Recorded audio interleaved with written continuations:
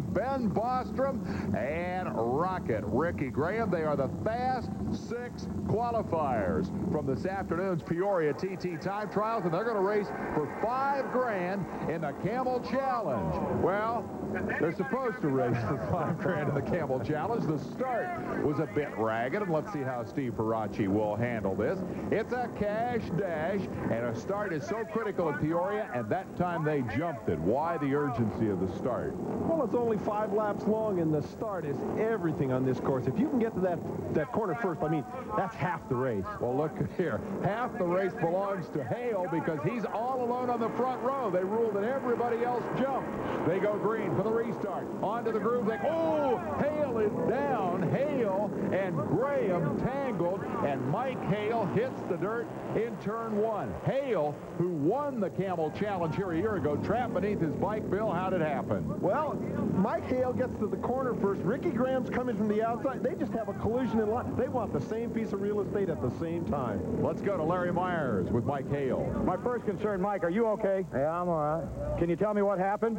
Yeah, somebody come down here and cut me off. You have no idea. You just were out there all by yourself? Yeah, somebody come by me and just shut the door and took my handlebar out of my right hand. Okay, but the key is, I mean, the concern is you. You are okay. Yeah, I'm fine. I just hope the bike's good. Well, Mike Hale, obviously. The motorcycle is the question right now for this former winner of the Camel Challenge. In fact, I would argue that Hale's victory here a year ago in this race may be the pinnacle of his professional career. Here is the bike being tended to by, among others, Johnny Goad. Right there in the middle, helping out a Harley-Davidson mounted rival. Those privateer guys stick together. Sure enough, they get the bike back in one piece, and Hale will again be all alone for the restart. He'll have a word with Ricky Graham after this is all over, but let's see who's going to win the drag race the second time. It is Hale cleanly in front of Graham, but Graham comes to the bottom of the racetrack as Hale slips wide, and Ricky will lead it over the jump for the first time. Everybody in good shape. Well, Jones, number 16, a little out of shape back there. It is Graham out front. Hale is second. Bostrom, the rookie, in front of Chris Carr, number 1. Jones and E-Step round out the order at the end of lap 1. Here comes Hale. Up the inside, tries the draft pass. Looks like he's got him. No. Graham, with a late braking move, hangs on, or does he? Now Hale has the inside line, and sure enough, it finally pays off. I thought he was going to get him clean going into the corner. Instead, he made it work over the jump. Hale likes this track. Hale's very, very good at this motorcycle racetrack. It's one of his best tracks, but Ricky Graham is arguing over the lead again. He took the inside line away, and he's going to argue over the straightaway. You know, Hale is unhappy. You heard it in the soundbite. He said, somebody came and clipped me. If he didn't, oh, Graham goes way off the groove. Ricky Graham almost up to the fence. That's good. He's clear off the track, and that's going to make him a little nervous, remembering what happened there in 82. He's out of it. He will not win it now. They're coming to the completion of lap 3. Hale goes wide. He's left the door open for Chris Carr. Look out. You don't want to do that with Carr at Peoria. 2 laps to go. The youngster Hale leading the veteran and Peoria all-time win record holder Chris Carr. Graham is now in a race for 3rd with Ben Bostrom. This ought to be interesting, and this ought to be close. Hale beat Carr here a year ago. You're right. If he leaves that door open for Chris again, he'll eat him, and he certainly did. Just like you can't give him that much room here. Chris is much too proficient on this racetrack. Well, he just made a liar out of me. He took it right back again. Yeah, Hale's given up the entrance to 3 and 4 and seemingly able to come back underneath him on the exit, but that's very unusual to be able to do that, and my question is whether he can do it when it counts on the money lap. Well, that remains to be seen. Yeah, he has an unusual line, but I still wouldn't give up that inside position. It's too valuable. Chris takes it away again. This is getting really hairy. Yeah, he did it again, and this time Carr kept the door closed off the exit of the corner, and that's going to be worth $5,000. Hale about a half a wheel width short at the line. Chris Carr wins the Camel Challenge. He's been in a bunch of them this year. He hasn't won one yet. In fact, he's been 2nd, 3rd, 4th, 5th, and 6th, but this is his first victory. Let's hear from him. Chris Carr, ladies and gentlemen. Chris, what do you got to say for yourself? Well, I'm happy. I told you I needed the first to fill out that sweep. You know, 1st, 2nd, 3rd, 4th, and 5th, and 6th in these challenges. I finally got the one on top. Last lap, Third corner, Mike Hale seemed to think that he had you blocked off there. Where'd you find the room? Well, I just found a little traction on the inside of the racetrack, and I was able to get up and make a block pass on him and keep him from squaring under me like he did the lap before. A great pass and a great ride, but I wonder if we've done Mike Hale an injustice in billing this as just the Chris and Ricky show. We'll be right back. To check out highlights of the Grand National qualifying races, and we're going to begin with the man that I think has a bright future on this racetrack. Number 32, Mike Hale, taking the lead over number 17, Aaron Hill. Hill, a protege of Chris Carr, but Mike Hale, one of the most impressive young talents to come along on this racetrack in a lot of years. Yeah, I would agree with you, Dave. Mike Hale just seems to just get a second breath when he comes to Peoria. I think his road race experience helps him there. The right, the lefts, the braking. Road racing helps him at Peoria. Mike Hale has identified road racing as his target for the future as he led this heat race. We pick up the battle for second spot. Number 2, Scott Parker, never having won the Peoria TT, has identified this as one of his career goals. But boy, if he's going to do it today, he's going to have to hustle. He's in a battle with number 60, Danny Stanley, and also Brett Landis, but that is the race for 3rd, 4th, and 5th positions. Only the top 2 transfer directly out of the heat races, so Scotty's going to be in the semi as Hale wins this one handily and beats Larry Myers for the 2nd time today. Mike, the speculation at the beginning of the ball game was, where do you start from, the high line or the low line? You figured it out. Well, I came down here and looked on the starting line, tried the different lines, and I got a decent start off the bottom, so it worked good for me. Where to start at Peoria is always a big issue. We'll talk more about that later on. Hill and Hale are going to the main event. Stanley, Landis, and Parker will ride the semifinal. As we continue our heat race rundown, we get the opportunity to tell you Ronnie Jones' life story because he was all alone out front in this one on a different motorcycle. He's on the Laurel Lake Rotax, and quite frankly, he's performing very, very well on it. Normally, he rides a Honda. He opted for the Rotax. He thinks it has a little bit more speed, and he's just dominating this heat race. Boy, he ran away with this one, just clobbered him. Hadn't won a national since 1991. Might this be the day? Running out there all by yourself, there's no opportunity to try new lines. Does it get kind of boring? Well, not really. I tell you, I'd rather be out there in front. It's a lot better to be bored out in front than it is to be bored out in back. Good luck to you, the main event. Thank you. Ronnie Jones. I'm going to give Ronnie an award for a great answer to an average question. Ronnie Jones wins it over Donnie Estep, who also runs well here at Peoria. We emphasize the fact that this track is very different from anything else that they run on all year, and sometimes we see new faces and new names. Case in point, number 94 is Jeff Annan out of Everett, Washington. Many of the top TT riders in the country historically have come from that neck of the woods, and he is top TT rider for the moment. Look who he's got behind him, Ricky Graham and Rodney Ferris. We recall back through the history of Peoria, guys like Sonny Burris and Chuck Joyner who have come here to score their only national win. But there you see a little bobble by Annan that enabled Ricky Graham to get by. I think Ricky was going to get by anyway, but Annan made it easy for him. The Pacific Northwest has a lot of these kinds of racetracks. They race at delightfully named places like the Sidewinders TT course at Clackamas. You better be good if you're going to come from a place like that, otherwise everybody will make fun of you. Graham out front and charging, wanting to upset the Prince of Peoria. Remember the story of the 2 streaks. Graham has won 6 straight races coming here today. Chris Carr has won 5 straight races on this racetrack. One or the other of those streaks will end today. Ricky looking back over his shoulder, determined it will not be his. We said earlier he thinks about that jump all the time. Let's find out if that's really true. Yeah, I just, you know, not super comfortable over it right now, so I'll have to work on it a little bit. The way you go off that jump really affects that next little right-hander. It's the key to the whole race. And you know how Ricky Graham knows that? He listened to Bill Werner at the top of the show, and that's what Bill said. So Ricky knows it must be true. We'll be back with more in a moment. the nickname, but he wears it rather proudly. Prince of Peoria, winner 6 times on this racetrack, including the first win of his career. Well, it was a real special day, you know, not only being my first national win, but it was also my parents' anniversary that day. And that was a real special moment. You know, those two people have been behind me my whole lifetime in racing. Been around it for 26 years, and they're responsible for that. And being able to win on that particular day at that particular time was a special feeling.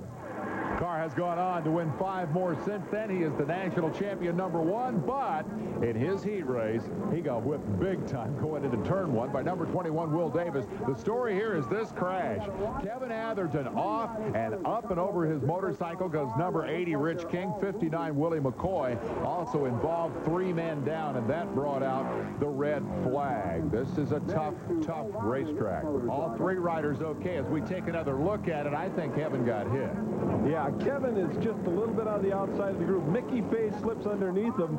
I think he got his leg hit by Mickey, and boy, Rich King's up over the top. Willie McCoy's got nowhere to go.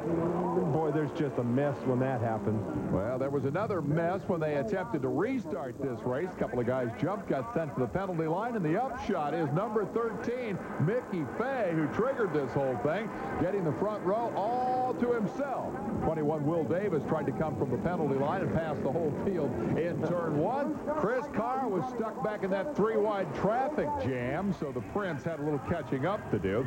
Watch number 27, Dave Camlin, running second. Apparently something wrong with his motorcycle. He looks down and says, "Come on, Hoss." Gets over off the groove and out of the way, and that allows Davis to squirt through and take over that runner-up spot. And so we turn our attention to Mickey Fay. Mickey, another of those Pacific Northwest riders. He's right at home at Castle Rock, Washington, where this National Series will return later this year. That's the racetrack that was buried when Mount St. Helens, the volcano, blew up. Here comes Carr under 21, Will Davis. Boy, Chris knows how to pass people at this place, and that's hard to do.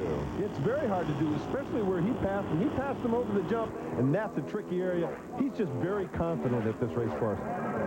Will, on the other hand, is the exact opposite. He's a bit tentative here and would be first to admit that. He got hurt here in that 1990 crash that Bill showed you early in the show. Fay, the leader, Carr second. Here's an update on Kevin Atherton. Kevin, what happened over there on that crash? To tell you the truth, I don't know. I got a real good start, probably the best start I ever got here at Peoria, and a couple of us just got tangled up. I ended up on the ground. I'm glad the cameraman pushed in so we didn't have to look at that scuffed up shoulder anymore, man. It hurts looking at road rash. This became a pretty good battle. Chris Carr closing up to Mickey Fay's rear wheel. Fay is one of those guys who can show up once or twice a year and just be a jackrabbit, and that's always impressed me. He's been a traditionally great starter, but he can also finish a race, too. He's just a good, well-rounded racer, especially on the TT. He keeps his skills sharp back home. It's not that he only races once or twice a year. He just does 1 or 2 nationals a year. Look at this. Carr trying the outside. Actually, I don't think he was trying the outside. I think he made a mistake. Speaking of which, that's Eric Graybeal. Watch the little high-stepping moves in. I believe I better get out of the way. Meanwhile, up front, Carr keeping the pressure on. He overshot turn 1 the last time by, and now loses the front down here in 3 and 4. What's going on with the Prince? That's very unusual for him. He's very smooth in that corner normally, and he just lost it a little bit, lit it up. The yellow flag is for Graybeal. He is off the track and out of the way and unhurt, but the drama continues here. Every time Chris Carr can get close enough to make some sort of an attack on Mickey Fay, he makes the mistake that costs him the opportunity. Fay, on a couple of occasions, has looked like he could do more than win a heat race here. He looked like he had the potential to go on and win the National.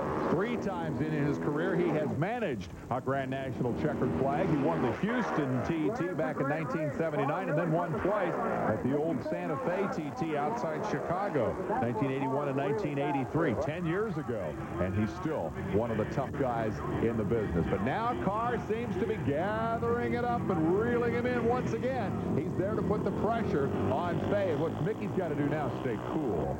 Yeah, he's got to stay to the inside, and if Chris is going to beat him, he should make him beat him over the jump or make him run around the outside of him. And I'd say Mickey's doing that pretty well. He has not opened the door once. I guarantee if he does, Carr will will shoot through in a heartbeat. Over the jump. Ooh, Fay slips a little bit wide. Carr's going to try the outside. What a pass. What a pass, and what a guy to make it over. Fay's a tough customer, and Carr got him through the right-hander. Yeah, that's a tough place to pass because you're setting up for a left-hander right afterward. If you overshoot that, you just lose big time. Is that a high gamble move, a high-risk move to shove it in there like that? Yeah, it's a high-risk move, but he had no other choice.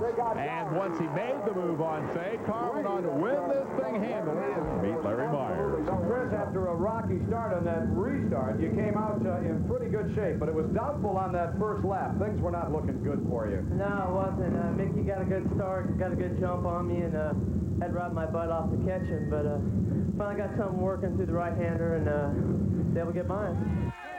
The Prince of Peoria adds another heat race victory to his resume on this track, and the residents of the Principality are all on their feet for what was quite an exciting heat race. We still got semifinal action to come. Stand by. Mixed nuts never give you enough of your favorite nuts, but new Fisher favorites are all favorites. Pecans, almonds. Going in there. Semifinals next up. Rex Fisher, 21, Will Davis. Number 2, Scott Parker. You don't see him in a lot of semis. 37 is Rick Gruber. 35K, Kenton Longcore. 98A, the rookie Kevin Barnes. And 96P, John Faulkner. Out there on the outside of row 1. John, one of the local boys who always turn out here at Peoria. Remember when Moon Buchanan won the TT? You're old enough to remember that. He was a hometown boy from Pekin, Illinois. Man, they were on their feet that day, too. A little tangle in the back of the pack as number 12, Fisher, jumps out front. Parker nestles into third spot. Not a bit happy about being there. And that is Barnes running in the number 2 position. This kid looks like a star of the future. But Fisher, who has a lot of TT track time, gets a good start and dominates early. Yeah, he's just a very good TT racer. That's all they do up in Washington, just TT, week after week.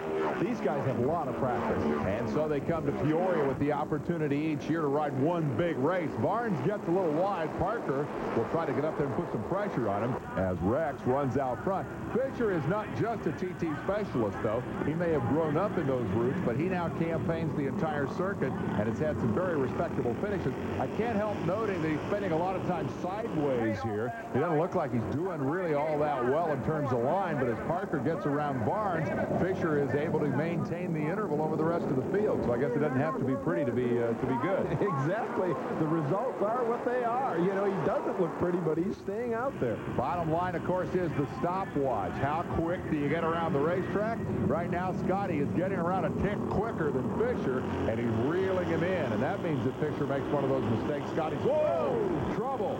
Off hard and into the fence goes Gruber. A two-man crash. Rick Gruber has slammed into the fence, and the red flag flies immediately, and this does not look good.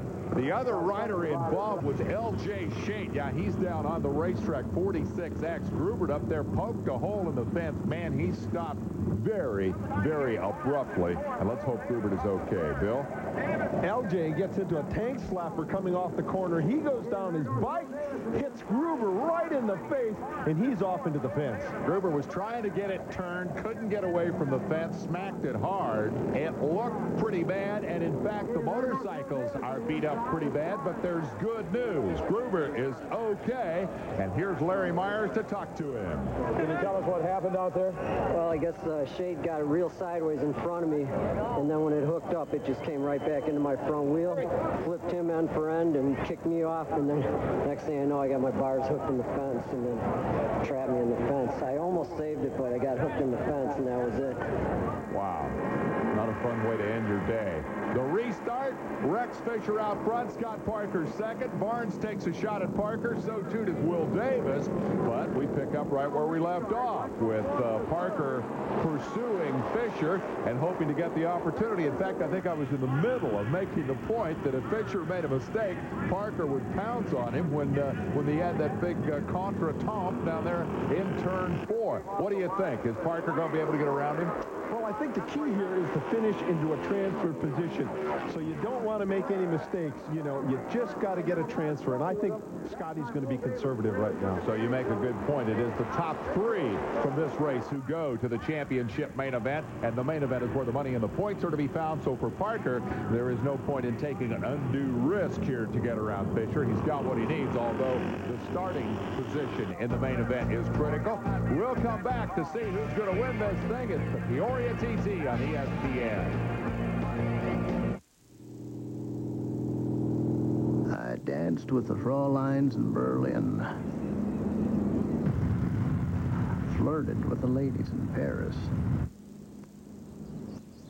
Determined to leave this racetrack able to say, hey, I beat Scott Parker at Peoria. Parker is not the biggest fan of this place. He's struggled here some over the years. He struggled here, but I think he wants to do good here, and it's one of the goals that he's set for himself.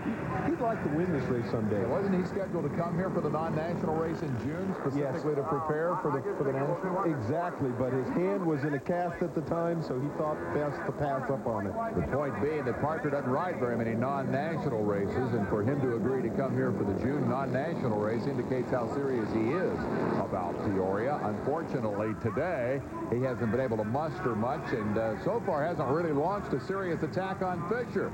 The net result appears to be that Parker's going to settle for second in the semi, and that means a starting position way in the back. Here they come to the checkered flag. Well, he makes a half-hearted run, but it's Fisher over Parker, and as Werner noted, Scotty was content to not take any excessive risks. He'll go to the main. Will Davis will join him. We'll go to Victory Circle with Larry Myers and have a chance to meet Rex Fisher. Rex, you almost had to win that one twice. Oh, yeah, I get real worried on them inline restarts. You never know what's going to happen, but I got one of those Marlin Hart racing motors, and boy, those are hard to beat. Good job, Rex. All right, write your own caption for this picture. My streak's longer than your streak. Chris Carr and Ricky Graham prepare for the main event as we round out the starting spots in the feature. Another quick semifinal highlight look. Number 6 wide, Ben Bostrom. 91, Andy Trusser. We've seen Trusser run well before, but Bostrom is a rookie and just coming up. You've been around this game long enough to spy some good young talent. How's this kid rate? I think he's got great potential. He's an excellent TT rider, and he's getting better and better on the miles and half miles also. And he's got some good equipment to go with that versatility. Let's meet the guy with Larry Myers. Man, I want to pick the key to that race, and I feel it was your ability to get around that racetrack without making mistakes. You were riding flawlessly. Well, actually, the key to winning that race is getting the whole shot. We still got the bike handling quite right. I don't know. I'm trying to do everything I can.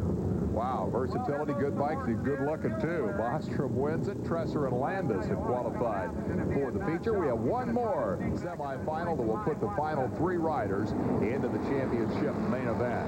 I want you to notice the Jackrabbit start for another of those Pacific Northwest TT riders. That is Charlie Brown. That was Charlie Brown. Here's Charlie way up here. Charlie was about a quarter of a mile ahead of the rest of the field when they got to turn 1. And Charlie will discover that the penalty for that is that you have to start on the back. The good news is he's going to have company back there. It'll be Danny Stanley alongside Steve Moorhead as we take a quick look at the highlights here of the 3rd semifinal. Our point being, I think that you see a lot of new guys when you come to Peoria. Not all of them are from the Pacific Northwest, but this guy happens to be. Danny Stanley is progeny of a racing family out there, and he's under pressure from a guy who has never, ever had anything good to say about Peoria, and that's Steve Moorhead. Yet today he's running pretty well here. Well, Steve Moorhead is just, you know, one of those guys who just gets the skills when he needs it. Right now, he knows he has to get around here a little bit quicker to get in the main event. That's his goal, to get in the main event. He will be quick to admit that riding TTs is not his specialty. He likes those pea gravel half miles at Ohio, and if you got to turn right and run the front brake, he's a little bit out of his element. We might say the same thing, though, about Kevin Atherton, yet watch Atherton over the backstretch jump from 3rd to 2nd. He jumps right by Steve Moorhead. I think that may be the difference between being 38 years old, 24 or 25 years old. I think you're exactly right. Kevin's just fearless, and that jump doesn't scare him at all. Even though he has been on his head over that very jump, as we saw at the top of the show. This is pretty remarkable because in that restart, Atherton was one of the guys who was penalized, so he had to pass a lot of people to get into this position. Moorhead now left to race with Jay Springsteen. Now this is for the final transfer spot, and it's the two senior citizens, 38-year-old Moorhead, 37-year-old Springsteen. Moorhead makes the first mistake, but it's the last mistake that matters, and Jay made that. Moorhead gets the transfer. Stanley comes here for only the second time in his career and wins. I got a big motocross background, and I came here at the 600 National. Never been here before, timed in fourth fast, ended up finishing the main. Real happy with my performance. I thought old Moorhead was going to sneak underneath me there. He's a lot more experienced, but I knew if I rode smooth and rode a good line that I'd take the win. Pretty enthusiastic young kid. I think you're going to see more of Danny Stanley when he gets some good equipment and gets out on the circuit. Atherton and Moorhead have both made the feature for the 1993 Peoria TT. Now the headline story is Chris Carr versus Ricky Graham in the battle of the win streaks. And Warner, I'm going to put you on the spot. Whose streak's going to end here? I think they're both going to end. I'm picking Mike Hale. Whoa, there you go. Hey, not a bad pick. He looked great earlier. Mike Hale, in fact, will start on the pole. He was the winner of the fast heat, and he's Warner's pick of the main. Ronnie Jones starts second out of Oklahoma City with the new Rotax ride for this race. Graham is the third fastest rider in the main event. Carr lines up fourth. Remember, these positions were determined by the speed of their heat race victories. Aaron Hill, Carr's buddy, starts alongside from Stockton, California, and Donnie Estep will round out the front row.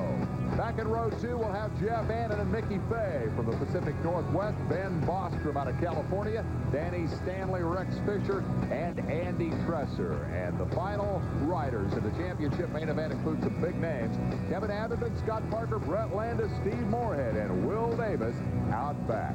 The racing here dates back to 1946. 93 should be a year to remember as Chris Carr, Ricky Graham, and all the rest line up for the championship main event. 25 laps is the distance. We'll drop the green and get at it when we come back. This may look like an ordinary...